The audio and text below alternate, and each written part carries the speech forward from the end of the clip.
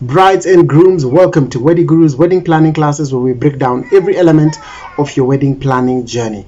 Our goal and our joy, not just in these classes, but here at Weddy Guru, is to simplify every step of your wedding planning journey and therefore free up your time and energy to focus on building the foundation for your lifelong marriage. And of course, not forgetting that you have fun, the utmost fun at your wedding. My name is Kimari Mine, our wedding planner here at Weddy Guru, and in this class we're going to be discussing how to select that perfect date for your wedding.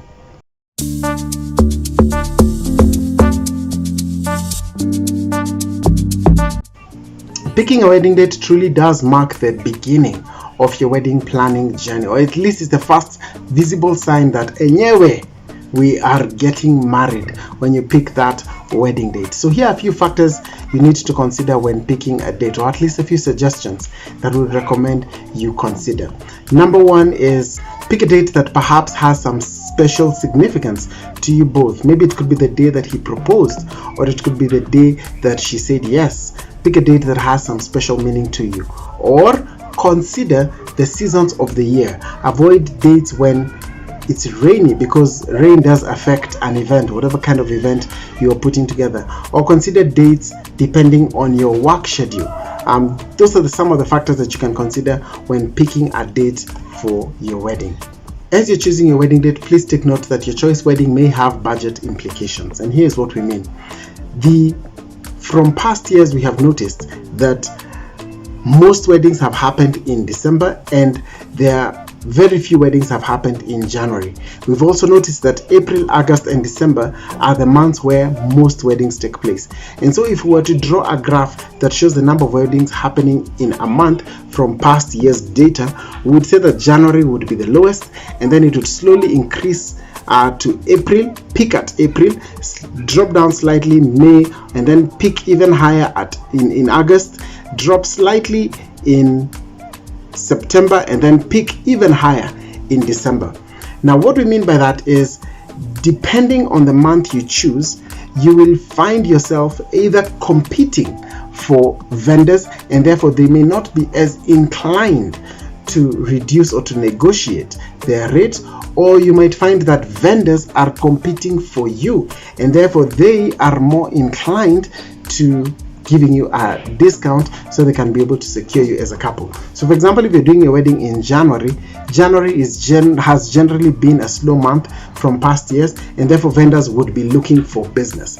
But in December, they would not be as keen on giving anyone a discount or being flexible on their price, simply because December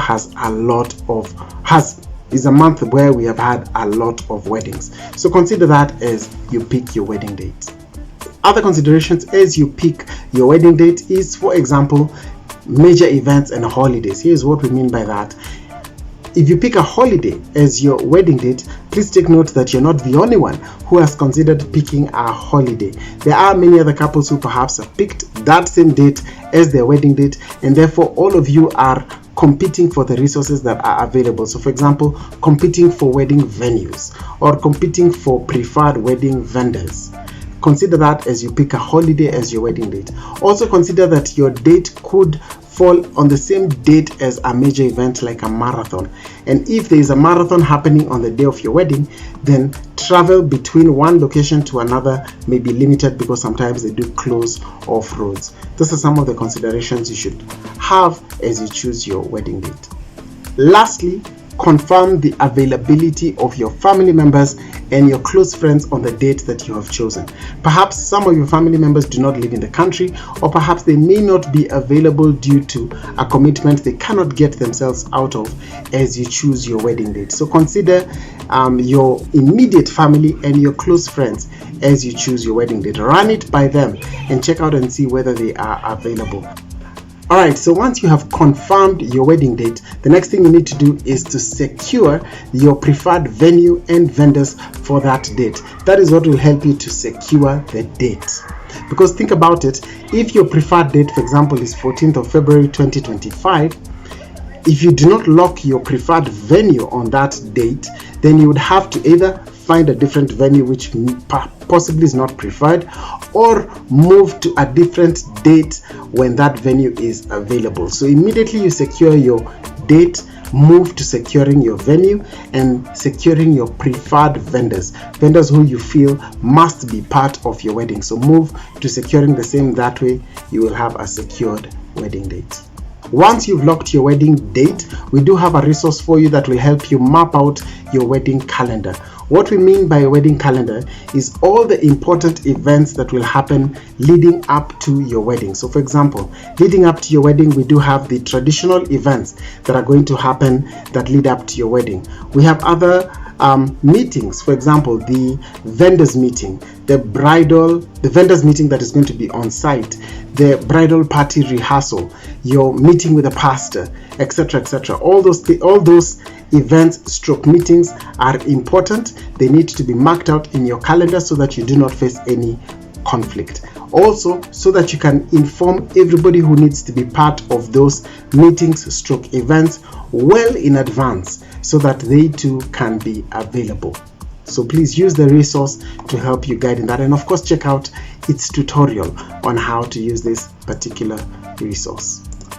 Alright, and that marks the end of this class. Do you have any questions regarding this topic? Feel free to leave them in the comment section below. We do periodically check our comments to answer the questions you post there. But we do have a better solution for you, which is joining the Weddy Guru Wedding WhatsApp community. Here we answer your questions very frequently, not just about this topic, but about anything wedding planning. In the community, you also benefit from seeing the questions that other couples are asking, and therefore also seeing the answers that we give to these questions. So join the community by scanning the QR code displayed in the screen, or by clicking on the sign up link shown in the or listed in the description. And if you're looking for a wedding planner who will turn your wedding into an experience, let's talk. Call or WhatsApp us on 0725 883 553.